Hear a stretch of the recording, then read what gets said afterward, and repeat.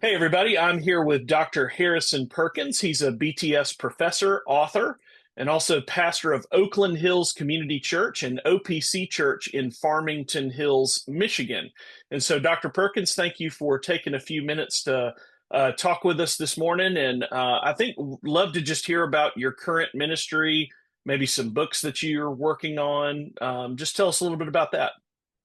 Thanks, Dave. It's good to be with you today and to talk about some of the exciting things going on at BTS. I'm glad to be a part of it. Yeah, so one is I'm a pastor. That's my baseline vocation, my foremost calling. So just involved in the day-to-day grind of pastoral ministry. But then in terms of writing projects, if yeah, some exciting things, at least the things that I'm excited about. One thing that is just coming out is a new book, Take and Eat.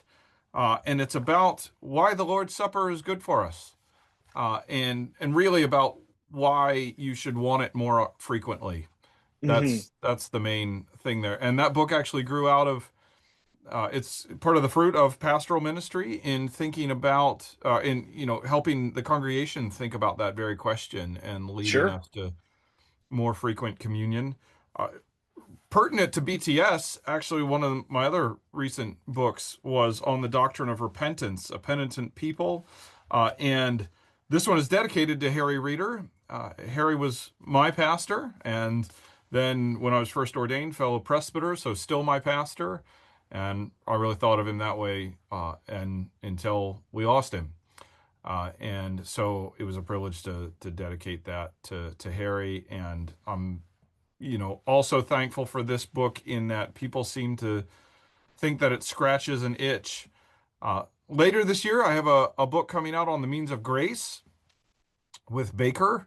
And so that's called Meeting God and His Means of Grace. I'm just excited for that one as a statement of ordinary means of grace ministry, which is part of what we emphasize here at BTS. And I Sure. just finished the first draft of a little book on the Lord's Supper, which I hope will come out next year.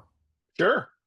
Well, that's fantastic. I know myself, I have personally gleaned from some of your books as well, and I'm grateful for the time that you spend. And really, I mean, the reason that, we're talking about some of the work that you have written is just to highlight you as a professor, that a lot of our professors, including you, are writing really great books, academic level books, also popular level books, just to help encourage the church, help encourage students along the way, and people who are just looking to grow in a particular area.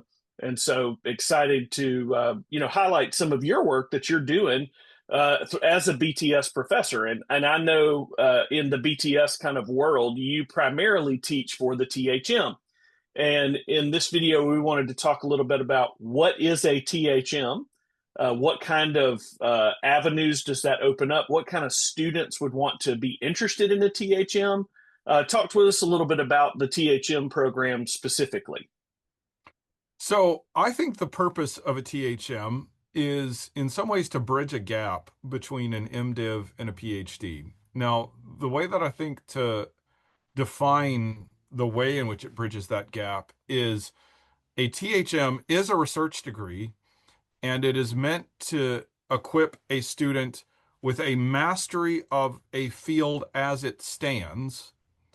And what's different between that and a PhD is a PhD is meant to equip a student to make a new or original contribution Hmm. to the field. So, in that respect, depending on what kind of PhD work you're thinking about, a THM brings you up to the precipice of that. It isn't about developing a new idea.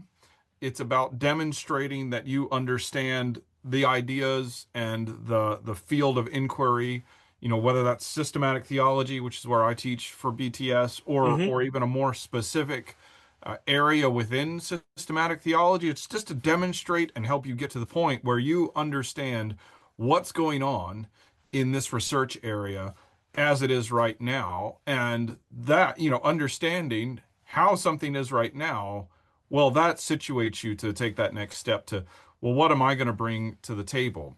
Some people use it for other reasons. I mean, it's a good way to just to supplement.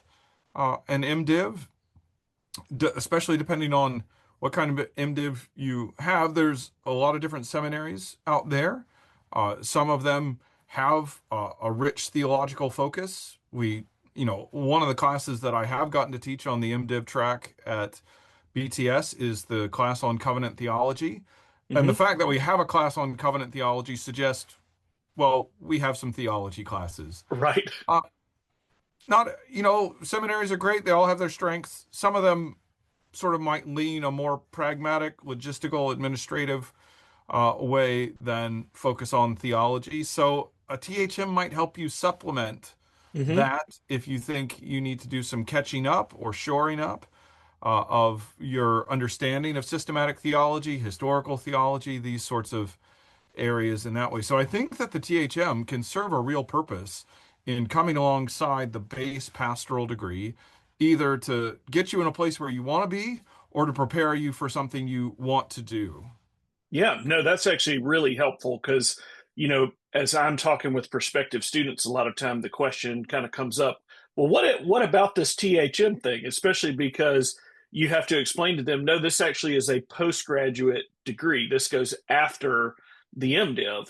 And your explanation of that was really, really helpful in terms of, especially if somebody maybe took an MDiv like myself, who has a particular interest in systematic theology, but doesn't really want to go on to a PhD or do more heavy academic work, this THM will allow you to really deepen your understanding of systematic theology and all the various avenues that are out there. But then, particularly for somebody who's looking to do a PhD, I try to tell our prospective students, we actually offer this incredible THM and systematics that will get you ready to go on to another school that will offer a PhD and give you that opportunity to kind of spread your wings academically and bring something new into the space. And so, very, really helpful distinction there in how you describe that. And so, when you think about the THM particularly, and let's say there's a student, a prospective student out there who's watching this video and maybe considering the BTS THM. What encouragement would you give to them to really consider BTS as kind of a first choice option for where they might get their education? Well, one of the things, I guess, just to follow up more on the specific approach, at least for my classes, I've not taken anybody else's classes, Sure, but I can speak you to. sound busy enough. Yeah, but I can speak to my own in that the emphasis that I try to bring is less on lecturing. You've got an MDiv, you've heard lots of lectures, and more on source work and writing. So that means learn how to read a lot of books and learn how to write about books and in response to Hmm. to books. So to put those together, it's really about strengthening skills in analyzing sources. So we're reading fundamental texts, even like for example, the Christology seminar. We're reading ancient church, medieval church texts. We come together, we break them down, we analyze it. They need to write about each one of those works, but then also produce a substantive research paper where they learn how to make an argument. One of the things in writing that is often lacking is people think if I've said things, I've written a good paper if it amounts to 12 pages or Right. 15 pages. And that's not the case. uh, they may all be interesting things, but for this level of degree, uh, you need to learn how to defend an argument, state a thesis, and defend that Hmm. for an extended argument. Now, one of the things that I would just say, even if you don't want to do a PhD, that helps you clarify how to think about sources and particularly texts, Hmm. which is what we all need to be doing as preachers. Hmm. And so you think, I don't want to do a PhD. What's the value of this? Well, actually, learning some of these research skills learn helps you learn how to present things that you have learned from a text in a clearer way and a more effective way, which is something we need to do Sunday by Sunday. Now, the form of argument should be less technical, yes, So I'm not saying your research paper turns into a sermon, Right. but it inculcates skills Yes. that in fact do strengthen your ability to shepherd God's people, especially from the pulpit. And, I have seen that even in the classes that I've already led, that students learn how to think more clearly. They learn how to assess things more clearly. They gain more categories. Why should they do this at BTS? Well, one, not every seminary offers a THM. Hmm. So I think that's one of the things to consider here is that this is a way to get a degree that helps you bridge some sort of gap, Hmm. especially if you want to go do a PhD. Uh, it helps you bridge a gap by shoring up some academic criteria you need, but still in a confessional institution before you get sent out to go to do that, probably in a wider institution, a university context, something like that. If you're going to compete at the highest levels, and so this helps you think about what those skills are, but in a way that props you up to be ready to tackle those things, and bridges the gap in that way Hmm. too. One, so I guess that was one. Two, two, everybody notes in all of the videos for BTS, like it's hard to beat the price Hmm. of BTS. And one of the things that I would say is, you know, BTS is ascending in its, prominence Sure. and gaining ground. And part of that is because of President Reeder and Justin Richardson and yourself, the work that has been put in to strengthen the institution as an institution and also Hmm. put that in front of people. So there's real internal strengthening happening from my assessment.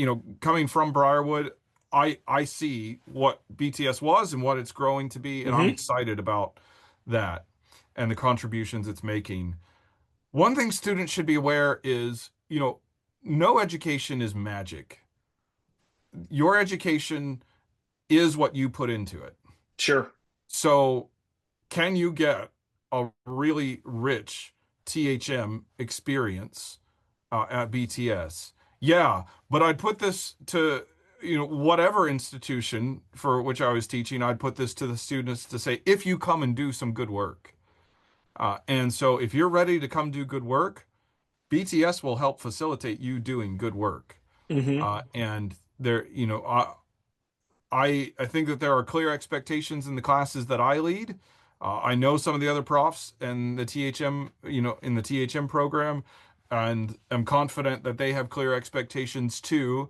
And if you're ready to stretch to meet those expectations and not just coast through, but Hmm. engage source work and come to a deeper understanding of things, then you'll come out with a solid degree and a solid mastery of the field that will equip you, one, just to be a more effective pastor, to have more tools in your tool belt, but also if you're thinking about going on to do other things, set you up for that too.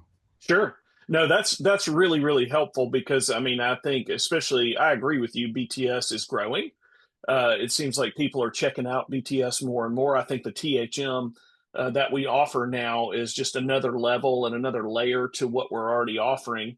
I mean, I think a lot of the conversations that I have with prospective students revolve around the price point. It's kind of almost too good to be true. Um, but I tell folks, hey, we're just doing things differently. We're not cutting any corners academically. These are still really robust, hard academic seminary classes.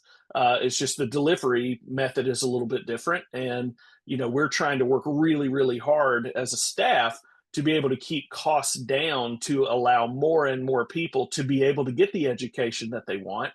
But then also, too, we're leveraging really technology just like this to where you can attend a class live in person with a professor like you and really interact in real space and time with other students and with the professor in this kind of format.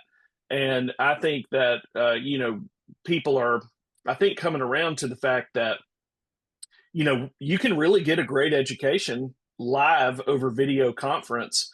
And it's as if you're sitting in a classroom, but you don't have to travel. You don't have to take all the time to do that. And so it's really frees up more time for you to be able to do pastoral duties or tend to your family or whatever else needs to happen. But you can still get a really rich, robust education through BTS at a price point that makes sense. And I think more and more students are starting to check BTS out and find out more about us as they're learning about our programs. And so, your words of encouragement are incredibly helpful, especially as one who's teaching. I mean, have you found your time in the classroom as you are talking with students, a lot of whom are taking classes in the evening via distance? Have you found that classroom experience to be robust and helpful? Yeah, there's a lot of interaction that's available, and even in the MDiv class that I've taught on site, they're in Mm-hmm. Birmingham, which has the distance component built into it. Mm-hmm. Uh, there's a lot of room for back and forth. And, again, I would just come back to say, uh, I don't think that the deficiencies are built into the medium. What I will say is, if you're ready to throw a lot at it, despite the fact that it's over Mm-hmm. technological means of meeting, uh, Sure. you will get a lot out of it. Yeah. I think that if you think, and yeah, I don't want to sound like I'm warning the student, but I am trying to prep you. Like, Sure. uh, a lot of people think I can just show up, watch the video, and come away a great theologian. And I just want to say, well, you know what? A theological degree isn't like YouTube, even if we're meeting via Zoom. Right. You know, this isn't about a TED Talk and a 5 minute clip that then turns you into the next whomever your favorite Right. theologian is.